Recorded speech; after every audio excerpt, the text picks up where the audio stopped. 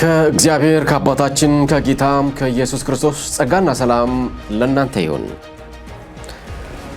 በመላው ዓለማት ያላችሁ በጄኤምኤም ቴሌቪዥን በእኛም በዩቲዩብ በቲክቶክና በፌስቡክ የምታገኙን የምጽአቱ አዋጅ ነጋሪ አገልግሎት ቤተሰቦቻችን እንደምን ከረማችሁ? ድምፁ እንድንሆን የረዳንን እግዚአብሔር አምላካችንን ስለ ሁሉም ነገር በጣም እናመሰግነዋለን። በየሳምንቱ ወደ እናንተ የምናደርሰው የከበረው የነገስታት ንጉሥ የኢየሱስ ክርስቶስን መገለጥ በጉጉት እንድንጠባበቅ የሚያስደርገውን መምጫው ስለመቅረቡና የቤተ ክርስቲያን የምድር የመጨረሻዋ የሆነውን አገልግሎቷን እያገባደደች ስለሆነ እኛም በተለያዩ ወሳኝ በሆኑ በማንቂያና በማሰናጃ መልእክቶች አማካኝነት ጌታ እየረዳን እያስተላለፍ እንገኛለን። የዚህንም ሳምንት የምጽአታዊ ማነቃቂያ ዜናችን እናቀርብላችኋለን። ከዚያ በፊት በትንቢተ ኢሳይያስ ምዕራፍ 27 ቁጥር 1 ባለው ክፍል ውስጥ የእግዚአብሔር ፍትሐዊ ዳኝነቱ ምን እንደሚመስል ነቃ የሚያስደርግ መልእክትን እነሆኝ ልበላችሁ። እንደዚህ ይላል። በዚያም ቀን እግዚአብሔር ፈጣኑን እባብ ሌዋታንን፣ ጠማማውን እባብ ሌዋታንን በጠንካራ በታላቅም በብርቱም ሰይፍ ይቀጣል፣ በባህርም ውስጥ ያለውን ዘንዶ ይገድላል ይላል። ስለ ታላቅ ቅጣትና ማን እንደሚቀጣ የሚናገር ክፍል ነው። እግዚአብሔር ታላቅ ቅጣት ሲል ምን ያህል ሊሆን እንደሚችል መገመት አይቻልም። በራሱ በጣም ያስፈራል። በዚያ ቀን የተባለለት በእግዚአብሔር አጀንዳ ውስጥ ብቻ የተያዘ አንድ ሚስጥር የሆነ ቀን አለ፣ ሰማይም ምድርም የማያውቀው ነገር ግን መለኮታዊ ዳኛ ብይንና ፍርድ የሚሰጥበት ልዩ ታሪካዊና የመጨረሻ ቀን አለ። የሚገርመው ደግሞ ይሄ ቀን በእኛ ትውልድ መሆኑ ነው። ያንን የፍርድ የቅጣት የመቃጠያን ጊዜ ተቀጪው ጠንቅቆ ያውቀዋል። ያለ ጊዜያችን ልታጠፋን መጣህን ብሎ በአፉም ተናግሯል። ልክ ነው። ከ2000 ዓመታት በፊት ጊዜው አልነበረም። አሁን ግን ያለ ጊዜያችን የሚልበት ሰዓት አይደለም። ስለዚህ ጠፊው ሙልጭ ብሎ ለዘላለም ከሰው ልጅ ትውልድ ውስጥ ላይመለስ ይጠፋል። እስከዚያ ግን ማምሻም ዕድሜ ነች ብሎ ያው እየተጣደፈ ነው። በጣት ለሚቆጠር ጊዜ የአምላክ ነኝ አምሮቱ ይወጣለትና በጠንካራ በታላቅም በብርቱም ሰይፍ ይቀጣል የተባለው የትንቢት ቃል የግድ ነው ይይዛል። ፈጣኑ እባብና ጠማማው እባብ የሚል ስያሜ የተሰጠው የዲያብሎስ የብይን ቀን ወገኖች ተዘጋጅቶለታል። እሱም ጠንቅቆ ስለሚያውቀው ነው ቀድሞ መጥፋቱን ያወጀው። አሳዛኙና ሞኙ የሰው ልጅ እንጂ እሱስ አንድ ያውቆታል። ሰው ደግሞ አትጥፋ የተባለ ፍጡር ነው። ዋጋ የከፈለልህ ምትክህ ሆኖ የሞተልህ ኢየሱስ እያለ አትጠፋም ተብሏል። ልጆቼ አትጥፉብኝ ብሎ ሞቶልናል፣ ተቀብሮልናል፣ ተነስቶልናል፣ አርጎልናል፣ ይመጣልናል። ከዚያ በፊትም ቅልጥ ያለ ሰርግ ስለተዘጋጀ ተነጥቀን በመሄድ እድምተኞች እንሆናለን። እነዚህ ሁሉ በቅርቡ የሚከናወኑ ናቸው። ስለሆነም አብሬ ልጥፋ ብሎ አሳዛኙ የሚያደርገውን የማያውቅ ምስኪን ሰው ከዲያብሎስ ጋር መሐላ መፈጸሙ ትልቅ ስህተት ነው። ወገኔ ከሰይጣን ጋር የገባኸውን 80 ፈጥነህ በመቅደድ ወደ ኢየሱስ ክርስቶስ ተመለስ የምንልህ ግሩም የእግዚአብሔር ምክር ነው። በሰማይ አታሎ ብዙዎችን መላእክት አስተባብሮ አመፅ ቀስቅሶ አንድ ላይ ወደ ምድር ተጣሉ። አሁንም ብዙዎችን የሰው ልጆች አስተባብሮ አመፁን ቀጥለዋል። ነገም አንድ ላይ ይጣላሉ። ለዚያ ነው አብራችሁ ከመጣል በፊት አብራችሁ ከመጥፋት በፊት ወደ ቅዱስ እግዚአብሔር ዘወር በሉ የምንላችሁ። እሱ ሐሰተኛ የሐሰትም አባት ነውና ፈጣኑም ሆነ ጠማማው የታላቁ ቅጣት ለታ ለማንም ምንም አይጠቅመውም። ከእርሱ ፍጥነት 100% የሚበልጥ እግዚአብሔር ብቻ ሳይሆን ሰይጣንን የሚበልጡት መላእክትም አሉ። የዚያ ቀን እሱን አንጠልጥለው ወደ ጥልቁ ጉድጓድ መወርወር የሚችሉ ስፍር ቁጥር የላቸውም። ስለዚህ የእርሱ ፈጣንነት ከእነርሱ ጋር ሲተያይ የጥንቸልና የኤሊ ቢጤ ናቸው። ስለዚህ ነው ዛሬ የገሃነም መግቢያው በሩ ጋር ቆመን የመናጠቅ ጩኸትን የምንጮኸው። መንፈስ ቅዱስና ቤተ ክርስቲያን ወደ ኢየሱስ ኑ እያልን እንጣራለን። ይህን ያልካልኩ ይበቃኛል። እንግዲህ ለዛሬ የቋጠርናት የማንቂያና ማነቃቂያ መልእክታችን ነው። ለቀዳሚነት ወደ ያዝነው ዜና እናልፋለን። ብስራት ታደሰ ነኝ። የቤተ ክርስቲያንን የመጨረሻውን የምድር ቆይታዋን ዘመን ከሚያመላክቱ መረጃዎች አንዱና የንጥቀታችንን መፋጠን የሚያመላክት መረጃችንን ነው የምንነግራችሁ። ክቡራንና ክቡራት የምጽአቱ አዋጅ ነጋሪ ተመልካቾቻችን። ይህ ዘመን የተገባደደ ነው ስንላችሁ ትክክለኛ መረጃን ይዘን ነው። ከሳምንት ሳምንት፣ ከቀን ቀን፣ ከሰዓታት ሰዓት የክርስቶስ የመምጣትና የሐሳዊው ክርስቶስ መገለጥ ከምን ጊዜውም በላይ በፍጥነት በመጣደፍ ላይ ይገኛል። ይህንን ከሚያመላክቱን መረጃዎች መካከል አንዱን ልናወጋችሁ ወደድን። ጌታ ኢየሱስ የመምጣቱ ምልክት ከተናገራቸው ትንቢቶች የመጨረሻውን የሚይዘው ወንጌል በዓለም ዙሪያ ይሰበካል ያለው ፍጻሜ እያገኘ ይገኛል። ውድ ወገኖች፣ ታዲያ ልብን ሞቅ የሚያደርገው መረጃችን ወደ ሶማሌላንድ ሃርጌሳ ይወስደናል። ከዚህ በፊት ወንጌልን በዚህ ምድር የሰሙና የተቀበሉ ክርስቲያኖች ብዛት ከ0.2 በታች ነበር። በሁለት ዓመት ብቻ ወደ 28% በማደግ አስደናቂ እድገት ማሳየቱን መዘገባችን ይታወሳል። ከጥቂት ዓመታት በፊት ፈጽሞ የማይታሰብና ሊታለም የማይችል ክስተት በሶማሌ ምድር ተከስቷል። ለዚያም በነፃነትና በጥበቃም ጭምር ያ ማህበረሰብ ወንጌልን በመስማትና በብዛትም ወደ ቤተ ክርስቲያን በመጉረፍ ጌታ ኢየሱስን እንደ ግል አዳኝ በመቀበል ከጨለማ ወደሚደነቅ ብርሃን በመሻገር ላይ ይገኛል። ይህ የወንጌል ተልእኮ በቤተ ክርስቲያን አገልግሎቶች እንደዚሁም በውጭ ሕዝብ በብዛት በሚሰበሰብበት ቦታ በመሄድ የምስራቹን ወንጌል ያበሰሩ ይገኛሉ። ክብር ለእግዚአብሔር ለአምላካችን ይሁን። ከጥቂት ዓመታት ወዲህ ኢራንን ጨምሮ በሳውዲም በራቸውን ለወንጌል ጥርቅም አድርገው የዘጉ ሀገራት የወንጌሉ ሰዓት እያገኛቸው ይገኛል። እንግዲህ እንዲህ ያሉ ምስክርነቶችን ስንሰማና ስናይ እግዚአብሔርን እያመሰገንን የበለጠ ደግሞ እኛንም ለወንጌል እንድንተጋ ያደርገናል። በየፊናችን ሩጫችን ይቀጥል፣ ወንጌል ያሸንፋል። ወደ ሌላው መረጃችን ሻገር ስንል ክቡራትና ክቡራን ተመልካቾቻችን ባለፈው ሳምንት ቀደም ብሎ በኢራንና በእስራኤል መካከል የተቀሰቀሰው አውዳሚና ገዳይ ጦርነት ከባድ ጉድበትና ኪሳራ በማድረስና በሺዎች የሚቆጠሩ ሰዎችንም በሞት ነፍሳቸውን በመንጠቅ ለጊዜውም ቢሆን ጋብ ቢልም ዳግም ለመቀስቀስ ዳርዳር በማለት ላይ ይገኛል። ታዲያ በርካታ የሥነ ፍጽምት ምሁራኖች እንደሚያስረዱት ከሆነ ደግሞ በእርግጠኝነት ይህ አካሄድ በዚህ ከቀጠለ የጎግ ማጎግ ጦርነት ጅማሬና ፍጻሜው ደግሞ የአርማጌዶን ጦርነት መቀስቀሻ ክስተትና ሂደት ነው በማለት ያስጠነቅቃሉ። አክለውም በቅድሚያ ቤተ ክርስቲያን ልትወሰድ ትችላለች። በዚህ ሳቢያ ሐሳዊው ክርስቶስ በትረ ስልጣኑን የሚጨብጥበት ወቅት ስለሚሆን በሚቀሰቀሰው የአርማጌዶን ጦርነት ሳቢያ በሚደርሰው ታላቅ እልቂት ጌታ ኢየሱስ ክርስቶስ ሙሽራውን ስለሚነጥቅ በቀሪው ነዋሪ ላይ ዓለም ከተፈጠረ ጀምሮ ሆኖ የማያውቅ ሰቆቃ፣ ጭንቀትና እልቂት የሚደርሰው በዚህ ወቅት ነውና ይህ ሳይደርስ በፊት ለማይቀረው ንጥቀት ራሳችንን ዝግጁ በማድረግ መጠባበቅ ይኖርብናል በማለት ምክራቸውን ለግሰዋል። እውነት ነው። በዓለማችን እየሆኑ ያሉትን ስንመለከትና በጆሮአችንም የምንሰማቸው በሙሉ ልንክዳቸው የማንችል እኛን ግን እንድንዘጋጅ አስደራጊዎች ናቸው። ይህም ደግሞ የእኛ ፍላጎት ሳይሆን መለኮታዊ ፕሮግራሙ ነውና ከእግዚአብሔር ጋር ተስማምተን አካሄዳችንን ከእርሱ ጋር አድርገን የዓለም ብልጣብልጥነት ሳይጎትተንና ከምድር ጋር ሳይቀብረን ወስዳችኋለሁ ያለውን ጌታ አሜን ቶሎናና ውሰደን ብንለው የመንፈሳዊነት ጫፍ ላይ የመድረሳችን ደረጃ እንጂ ሞኝ የመሆን የሰነፍ ጉጉት ተንሰራፍቶብን አይደለም። እሱ ስለኛ ያስባልና ከተባልን ዘንዳ የሚያስብልን ደግሞ ሁልጊዜ የተሻለ ነው። የበለጠ አሳቢያችንም ወስዳችኋለሁ ካለን ይልቅ መዘጋጀታችን ግድ ይላል። አሁን በቅርቡ እንደተናገረው ይወስደናል።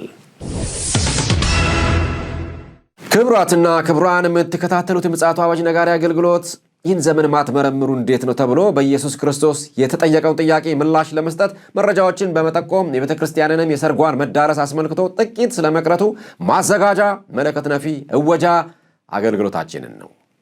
ውድ የምፅዓቱ አዋጅ ነጋሪ ተመልካቾች ጌታ መምጫው መቃረቡን በተለያዩ መንገዶች እያሳወቀንና እያሳሰበን ይገኛል። ላለፉት 2000 ዓመታት መጠኑ በማይነገርለት የምሕረት ጥሪው የመዳናችንን ናፍቆት ሲጠባበቅ ቆይቷል። አሁን ግን ይህ በር መዝጊያው የተቃረበ ይገኛል። ወደ መረጃችን ስናልፍ በሉቃስ ወንጌል ምዕራፍ 21 ቁጥር 11 ታላቅም የምድር መናወጥና በልዩ ልዩ ስፍራ ቸነፈር ራብም ይሆናል፣ የሚያስፈራም ነገር ከሰማይም ታላቅ ምልክት ይሆናል እንዳለን በሰማያት ላይ እንግዳ ምልክቶች መታየታቸውና ያልተለመዱ ድምፆች መሰማታቸው የተለያዩ የዜና አውታሮች ነግረውን ነበረ። እኛም ይህንን መዘገባችን ይታወቃል። ዛሬ ደግሞ በሩቅ ምስራቅ የተሰማውና የታየው እነሆ የጌታ ኢየሱስ ክርስቶስ ዳግም ምጽአት መቃረቡን አመላካች መረጃ የተለያዩ የዓለማችን ታዋቂ ሚዲያዎችም የዘገቡት ተአማኒ መረጃ ተሰምተዋል። በፊሊፒንስ በአንድ ቤተ ክርስቲያን ትይዩ በሰማይ በደመና ላይ ቅርጹ የሰው የሚመስል ክስተት ታይተዋል። አንዳንዶች ጌታ ኢየሱስ ነው ሲሉ፣ አንዳንዶች ደግሞ በአጋጣሚ የተከሰተ ነው በማለት ይከራከራሉ። በዚህም ተባለ በዚያ በላይ በሰማያት የታዩ ምልክቶችም ይሁን ድምፆች የሚያነቁን የማንቂያ ደወሎቻችን ናቸው። እኛንም ለሥራ ያተጋናል እንጂ እዚህ ጋር ቆመን መከራከሪያችን አይሆንም። ወንጌል በመስበክ እንቀጥላለን። ካፍታ ቆይታ በኋላ እንገናኛለን።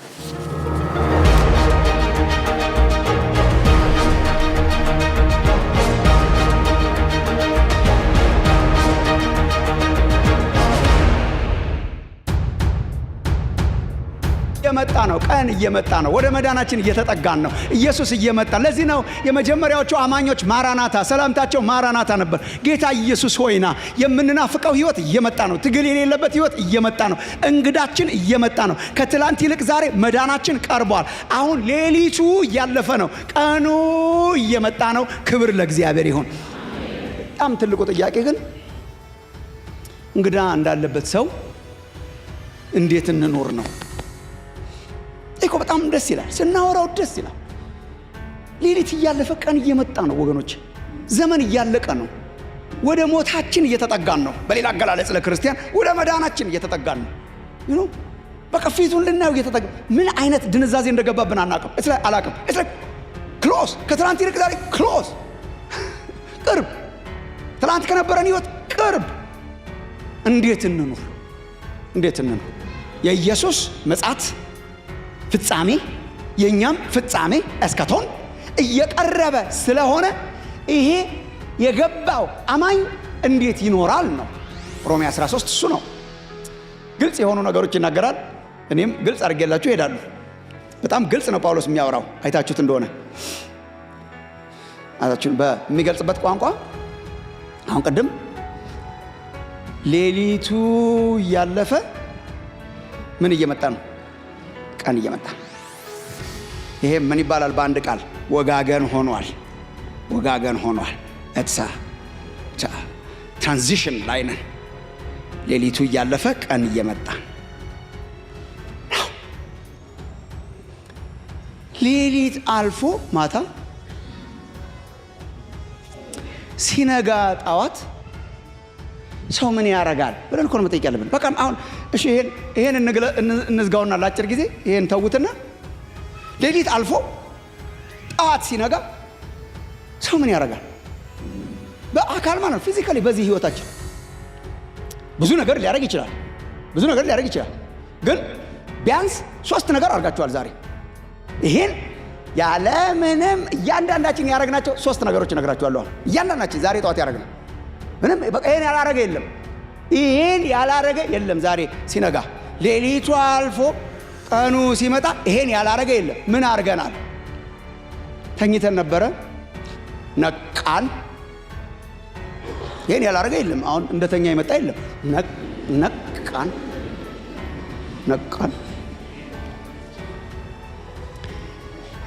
ለሌሊት የለበስናቸው ልብሶች ነበሩ። ብርድ ልብሱ፣ አንሶላው፣ ፒጃማው የሌሊት ናቸው። እነሱን የሌሊት ልብሶች አውልቀን ጣልን። ይሄን ያላረገ የለም። አላይም ብርድ ልብስና ፒጃማ አውልቀን ጣል። እንደዛ ነው ኖርማሊ፣ እንደዛ ነው። ቀን ሲነጋ እኮ እንደዛ ነው። አውልቀን ጣልን። የምትነቁበት ሰዓት ደርሷል። ልክ ልጆቻችንን እንደምንቀሳቀሰው ከእንቅልፍ የምትነሱበት መነሳት፣ ከእንቅልፍ የምትነሱበት ሰዓት ደርሷል። አሁን ነው። ዘመኑን እወቁ። የመኝታ ሰዓት አልፏል ነው ጳውሎስ የሚለው። ይሄ የመኝታ ሰዓት አይደል። እንግዲህ ንቁ። ጌታ ኢየሱስ እንዳስተማረው በማቴዎስ ወንጌል ምዕራፍ 24 ላይ ቀኒቷንና ሰዓቲቷን አታውቁምና እንግዲህ ምን አድርጉ? ንቁ። ዌክ አፕ wake up እስከ መጨረሻ ጠንቀቅ ብሎ ንቅት ያለ ህይወት ኑሩ። በጣም በምሳሌ አስረድቷል ጌታ ኢየሱስ ይሄንን። ሌሊት እንደ ሌባ ስለሆነ አመጣጡ ነቅቶ የሚጠብቅን ሰው ሌባ እንዳይገባ ቤቱ በመዓት ምሳሌ ነው ያስረዳው። ሙሽራ በሚጠባበቁ ሚዜዎች፣ ሙሽራ በሚጠባበቁ 10ቱ ቆነጃጅት በምንላቸው እስከ መጨረሻው እስከ ጥግ ጥንቅቅ ብለው ተዘጋጅተው ቢያሸልቡ እንኳን ነቅተው ማለት ነው።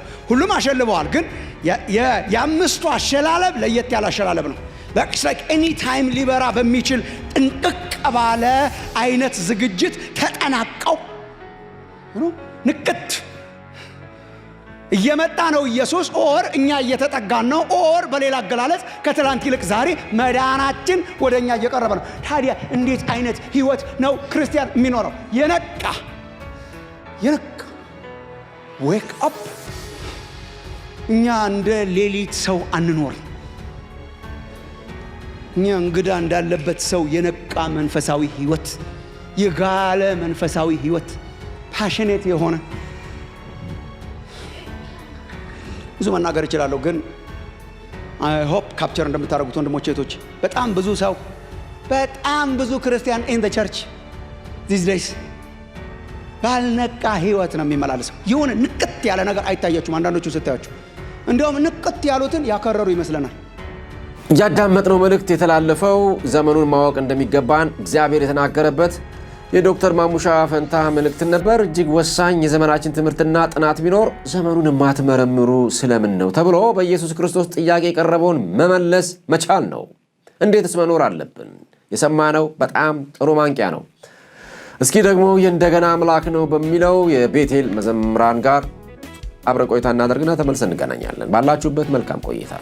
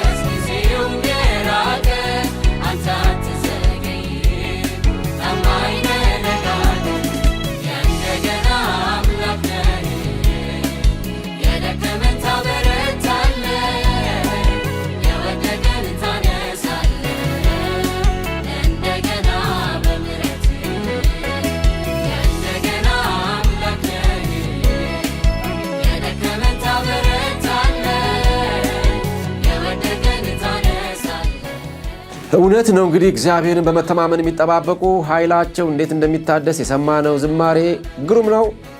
የሚመጣና ለዘላለም የሚያሳርፈን አምላክ ጌታ ኢየሱስ በክብር ይመጣል። የሩጫችን መደምደሚያው እዚያ ጋር ነው። ስለሆነም ስለሚመጣና ስለማያሳፍረን እሱን በመተማመን መጠባበቅ ይሆንልን። በናፍቆትም ስንጠባበቅ አንዳች የጸጋ ስጦታ አይጎድልብንም። በመከራም ያጸናናል። በሰይጣንና በዓለምም ላይ ድልን ያቀዳጀናል። አሜን። እንንቃ፣ እናነቃቃ።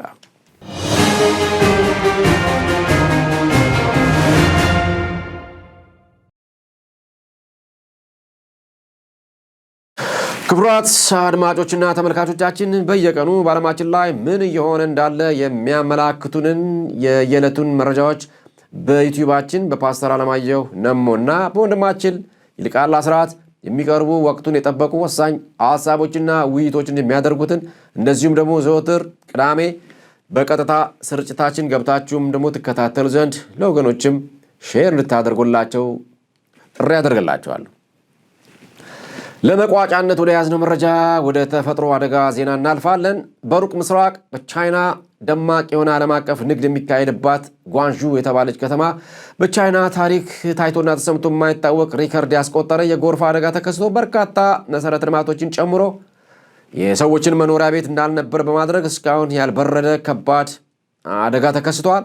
መረጃዎች እንደሚያመላክቱት 6 ሰዎች መሞታቸውና ከ80,000 በላይ ሰዎች መኖሪያ አልባ እንዳደረጋቸው ታውቋል። ምን ያክል ኪሳራ እንዳደረሰ አልታወቀም።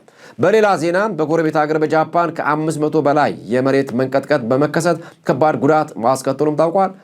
ባለፈው ሳምንት ዘገባችን ላይ ከ7,000 በላይ ሰዎችን ማቁሰሉን እንዲሁ መዘገባችን ይታወሳል። በአሜሪካን በተለያዩ ግዛቶች የቶርኔዶ አውሎ ነፋስ አደጋዎች ተከስተዋል። በተለይም በሚኒሶታ ከወትሮ የተለየ አውሎ ነፋስ እንደተከሰተ ተነግሮለታል። እንግዲህ እነዚህም ትንቢት ካጀባቸው የመጨረሻው ዘመን ምልክቶችና የአምላክ ድምጾች ናቸው። የምልክቶች ዓላማውም በአብዛኛው ቀጥሎ ይህ ይሆናል ወይም ምልክቱ ወደዚህ ይመራል የሚሉ አቅጣጫ ጠቋሚዎች ናቸው። ጌታ ኢየሱስ ክርስቶስም ከሩቅ ሆኖ አሳይቶናል። መንፈስ ቅዱስም በሐዋርያቱ በኩል ጥቆማውን አድርጎልናል። ይህም ለእኛው ጥቅም ስለሆነ አስተውለን በምሪቱ መሠረት ጥፋት እንዳያገኘን ወደ እግዚአብሔር መሰብሰቡ የምልክቱ ዋነኛ ዓላማው ነውና ዓለማችንን የተፈጥሮም ይሁን ሰው ሰራሽ ጥፋቶች እየተበራከቱ ሲመጡና እኛም ውስን ሰዎች ነንና ያንን የማምለጥ ምንም ዋስትና ስለሌለን ድንገት በመጣ ያልታወቀና ያልታሰበ ነገር ሳይቀድመን ሕይወታችንን ለሞተልን ጌታ ኢየሱስ ክርስቶስ እንስጥ የእኛም ዋነኛው የአገልግሎታችን መልእክት ነው። የሰው ሕይወት ሳይታሰብን ባልጠበቀው ሁኔታ ድንገት ሳይዘጋጅበት የምድር ቆይታው ድምዳሜ ላይ ሊያደርሰው ይችላልና ቀድሞ ከሞት በኋላ ያለውን ጎዳናውን አውቆ ቢሰናዳ ደግሞ ትልቅ ማስተዋል ይሄ ነው። ለዚህ ደግሞ ወደ እግዚአብሔር ወደ ዘላለም ሕይወት የሚያስገባውን ጠበቃውን ኢየሱስን የእርሱ ማድረግ ግድ ይላል። ለዚያም ሲባል የልብን በር በንስሐ ከፍቶ ማስገባቱ ሰው አሁን በቁሙ እያለ ሊፈጽመው የሚገባ ነው። ኢየሱስ ክርስቶስ ከዘላለም ሞት ያድናል። አሜን።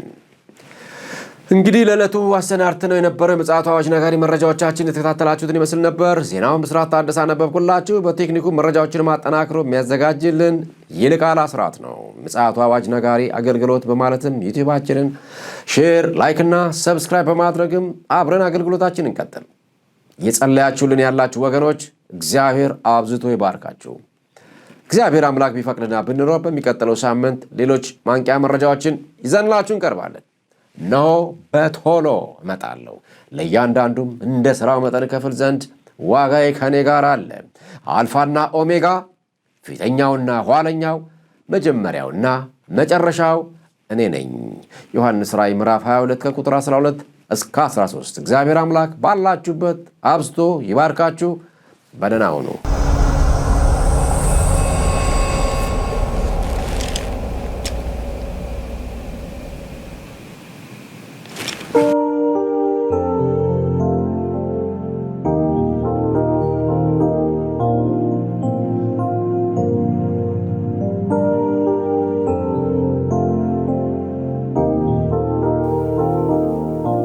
ተመልሼ መጥቻለሁ ወገኖች። በመላው ዓለም ሆናችሁ ዜናችንም ተከታተሉ። የእግዚአብሔር ቃል እንደዚህ ይላል፣ ልጁ ያለው ሕይወት አለው፣ የእግዚአብሔር ልጅ የሌለው ሕይወት የለውም። አንደኛ ዮሐንስ ምዕራፍ 5 ቁጥር 12 ላይ ይለናል።